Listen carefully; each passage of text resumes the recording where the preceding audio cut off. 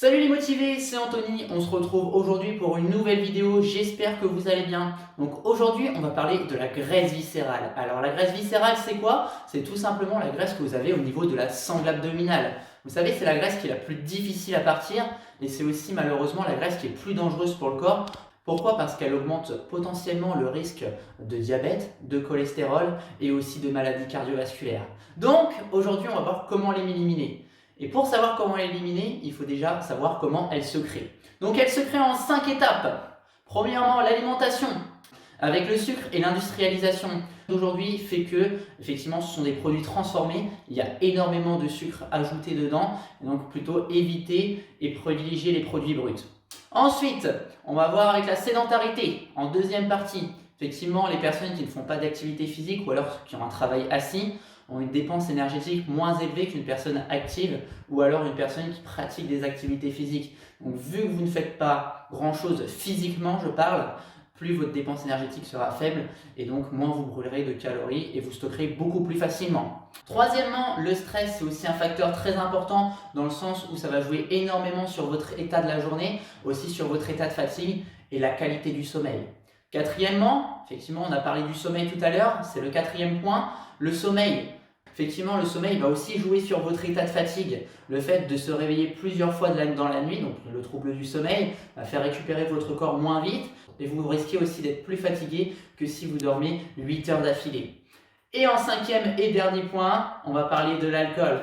L'alcool très sucré et aussi malheureusement ce sont des calories absorbées que le corps n'utilise pas et vont venir se stocker. Donc en effet l'accumulation pendant plusieurs années de toutes ces petites choses au quotidien font que ça se stocke, donc un peu, ça fait beaucoup. Et maintenant on va faire exactement la même chose mais dans le sens inverse, vous allez voir, ça part un petit peu plus vite entre parenthèses que ce que vous absorbez.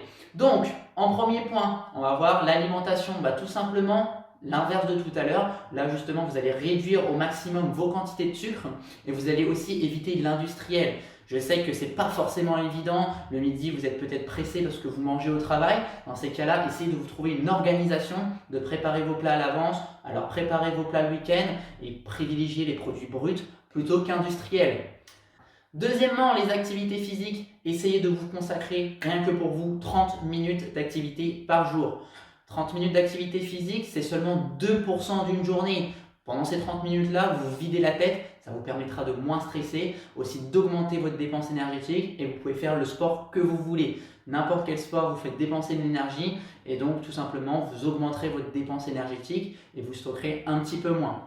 Troisième chose, le stress, ça malheureusement ça dépend du patron, ça dépend un petit peu de tout, mais effectivement rien que le fait d'avoir une activité physique, on revient sur le deuxième point, vous verrez que vous retrouverez une meilleure organisation, une meilleure planification et donc forcément vous aurez moins de stress dans le sens où vous organiserez mieux vos journées. Le quatrième point, le sommeil. On en revient toujours sur les premiers, le fait de mieux manger, le fait de faire de l'activité physique et le fait de moins stresser, vous gagnerez en qualité de sommeil. Et sur le dernier point, ça je ne vais pas pouvoir vous aider, c'est plutôt à vous et votre motivation de le faire. L'alcool, faites-le raisonablement, ok?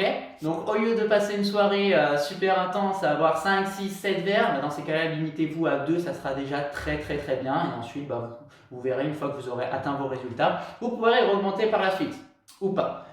Voilà les motivés, j'espère que ça vous a plu. Donc voilà, on a parlé des 5 points essentiels. Bien sûr, il y a d'autres points à voir, mais si déjà vous jouez sur ces 5 facteurs-là, vous verrez que les résultats vont arriver très vite.